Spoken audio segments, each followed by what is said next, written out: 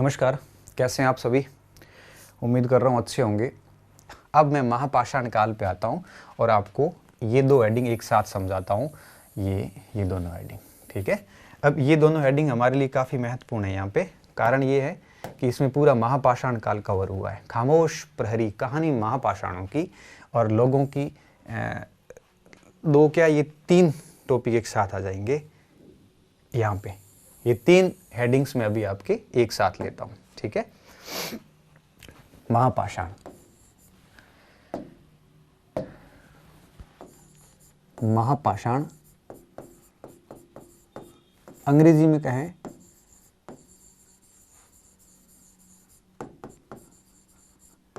Megalithic. ये शब्द पहली बार दिया था 1849 में, 1849 के अंदर ये शब्द पहली बार दिया था हर्बट ने।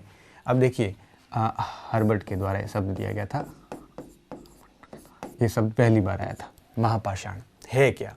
महापाषाण का मतलब हो गया बड़े पत्थर। महापाषाण का क्या मतलब हो गया? बड़े पत्थर। और सबसे खास बात ये थी कि यूरोप से लेकर एशिया से लेकर हर महाद्वीप में महापाषाण के हमें साक्ष्य अवशेष मिले हैं। अब देखिए महापाषाण का यहाँ जो साक्ष्य अवशेष मिले हैं, इनकी खास बात क्या है कि देखो है कुछ नहीं, ये बड़े पत्थर हैं और इन बड़े पत्थरों के साथ में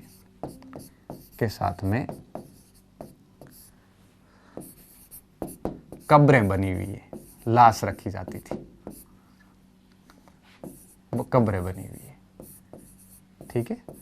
अब बड़े पत्थरों के साथ में जो कब्र बनी हुई है, इसको ही हम क्या कहते हैं? महापाषाण कहते हैं। बस इतना सा ध्यान रखना। महापाषाण क्यों?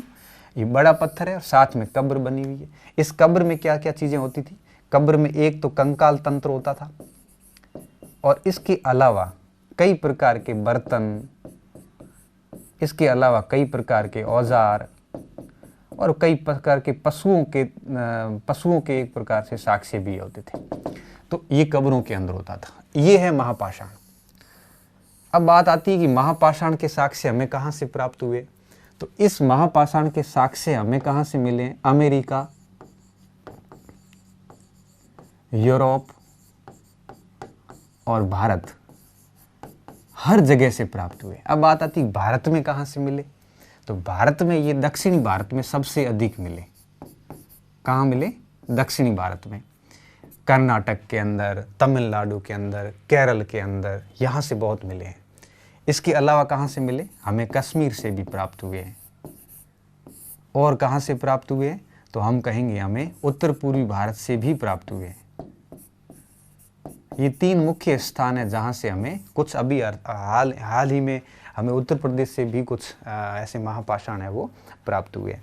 तो कहने का मतलब है कि दक्षिण भारत, कश्मीर और उत्तर पूर्वी भारत से हमें कई प्रकार के ऐसे महापाषाण मिले हैं जिसमें बड़े पत्थर और साथ में क्या होती थी? कब्रें होती थी। बड़े पत्थर भी बिल्कुल तराशे हुए होते थे। ऐसा नहीं था कि ऐसे ही उबड़ खाबड़ पत्थर डाल दिए, नहीं, बिल्कुल तराशे हुए पत्थर होते थे यहाँ पे।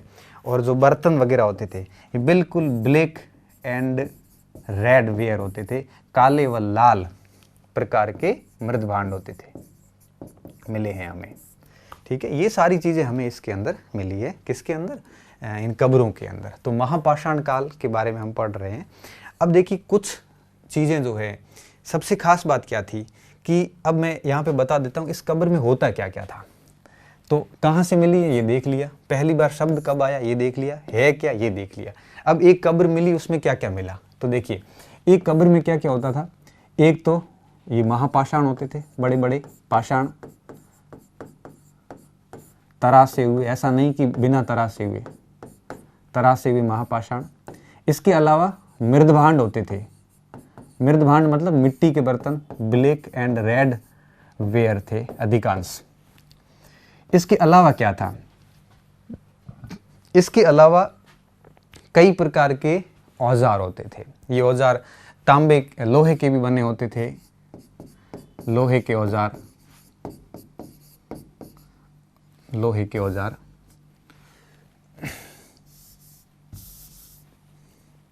लोहे के औजार। इसके अलावा आभूषण, महिला है तो महिलाओं के आभूषण, पुरुष है तो पुरुष के आभूषण। आभूषण भी कई सोने के बने भी थे, चांदी के तांबे की भी थे, पत्थरों के भी थे। ये सारी की सारी चीज़ें थी। इसके अलावा क्या था? इसके अलावा अनाज भी होता था साथ में खाने पीने के लिए। कुछ पशुओं के साक्ष्य भी साथ में होते थे। ये सारी चीज़ें जो है वो इस पाषाण महापाषाण के अंदर होती थी। अब हमें कुछ ऐसे महापाषाण मिले हैं जो मतलब सामाजिक असमानता को भी दिखाते हैं। जैसे व्हीलर ने, अलग स्लाइड पे ले रहा हूं, इसका स्क्रीनशॉट ले लो आप। व्हीलर ने ब्रह्मगिरी के अंदर, ब्रह्मगिरी है कर्नाटक में, ब्रह्मगिरी कहाँ है? कर्नाटक में। अब कर्नाटक के ब्रह्मगिरी में व्हीलर ने एक ऐसा महापाषाण खोजा था, महापाषाण। अब देखिए, इस महापाषाण की खास बात यह थी कि यहां से व्हीलर को 33 सोने के एक प्रकार से आभूषण कह दो वो मिले, और भी बहुत सारी सामग्री मिली। देखो 33 सोने के आभूषण मिले हैं। किसको? व्हीलर को 33 सोने के आभूषण मन के थे, साथ साथ में कुछ शंख भी थे। इतना कुछ सामग्री मिली। और पास में एक और कंकाल मिला है, महापाषाण कब्र मिली, और इस कब्र में केवल और केवल मिट्टी के बर्तन ही थे और कुछ नहीं था। मिट्टी के बर्तन ही थे और कुछ भी नहीं था। तो अब इतिहासकारों ने, पुरातत्वविदों ने जब दो कब्रें देखी, जिसमें एक में 33 सोने के मन के और शंख है और दूसरे में केवल और केवल आपके मिट्टी के बर्तन ही मिले, तब पुरातत्वविदों ने ये कहा कि निश्चित रूप से यहाँ पर गरीब अमीर लोग होंगे, क्योंकि ये लोग, ये जिसकी कब्र होगी डेफिनेटली अमीर व्यक्ति होगा, और ये जिसकी भी कब्र होगी ये गरीब व्यक्ति होगा। तो इस प्रकार की सामाजिक असमानता का भी आभास हो जाता है। किसका? सामाजिक असमानता का आभास हो जाता है। असमानता का आभास हो जाता है कि यहाँ पर सामाजिक असमानता रही होगी निश्चित रूप से, इसलिए इन्होंने ऐसा बोला। ठीक है, तो पूछा कि सामाजिक असमानता थी इस समय? बिल्कुल थी। कुछ कब्रों में है वो इस प्रकार से बहुत सारे आभूषण मिले, तो कुछ कब्रों में केवल और केवल मिट्टी के बर्तन ही मिले हैं। एक ऐसी कब्र भी मिली है जिसमें एक से अधिक कंकाल थे, एक से अधिक कंकाल थे, तो एकाधिक कंकाल। तो इससे इन्होंने, पुरातत्वविदों ने यह अनुमान लगाया है कि इस समय क्या होता होगा, एक व्यक्ति की कब्र बनी परिवार के, उसके बाद में जैसे जैसे उसके परिवार में और व्यक्तियों की भविष्य में जब भी 20 साल 30 साल बाद मृत्यु हुई, तो उस मृत्यु के बाद उसी कब्र के अंदर उसको दफना दिया गया, दूसरे व्यक्ति को भी। तो उसके लिए वो पैट होल, एक होल बना देते थे कब्र में, मैं आगे समझाऊंगा आपको, और उसी कब्र में दफना देते थे। तो एक ही कब्र में एक से अधिक लोगों के कंकाल मिलना इस बात का संकेत है कि वहां पर निश्चित रूप से परिवार के परिवार एक साथ है वो दफनाए जाते होंगे। ये बात थी इसमें। ठीक है, तो देखिए महापाषाणों की कहानी में मैंने जो कहानी बताई, ये आप लिख लेना। कौन सी? ये पॉइंट लिख लेना पूरा, ये पॉइंट, ये पूरी की पूरी बातें लिख लेना। और दूसरा क्या लिखोगे आप कि लोगों की सामाजिक असमानताओं के बारे में पता करना। कैसे पता करते थे? तब आप कहोगे कि ब्रह्मगिरी में 2 कब्रें खोजी व्हीलर ने, एक कब्र में आपके 33 मन के सोने के मिले हैं, शंख भी मिला है, बहुत सारी सामग्री मिली, जबकि दूसरी कब्र में केवल मृद भांडी मिले। इस आधार पर कहा जाता है कि उस समय सामाजिक असमानता रही होगी।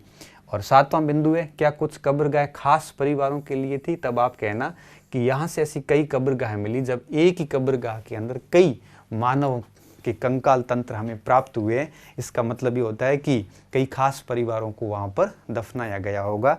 ये बात भी आप बढ़िया तरीके से ध्यान रखना।